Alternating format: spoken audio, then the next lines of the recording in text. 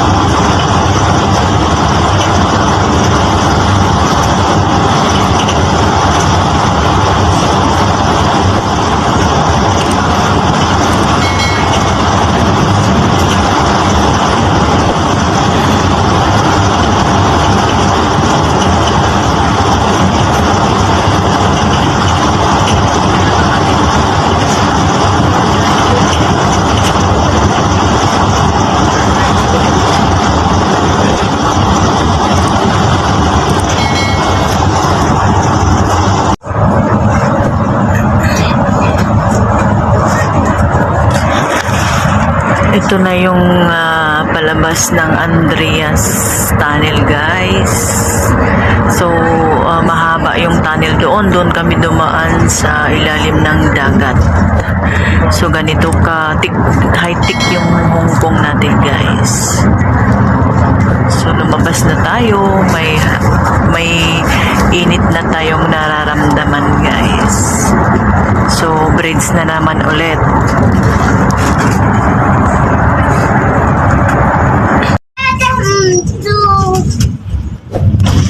So, papunta na tayong Macau Port, guys.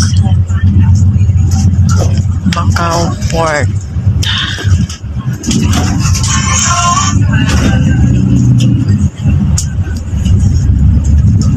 Ayan siya.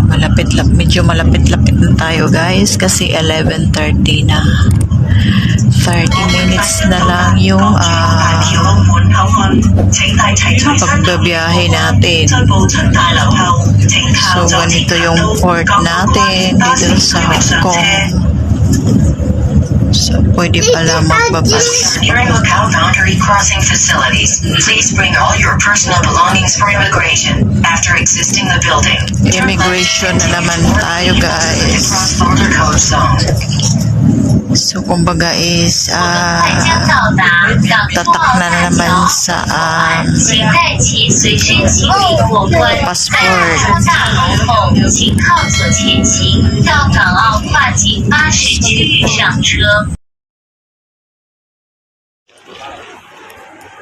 So, dito, guys, magpatatak na naman tayo sa passport para malalaman nila na pumunta tayo sa Macau.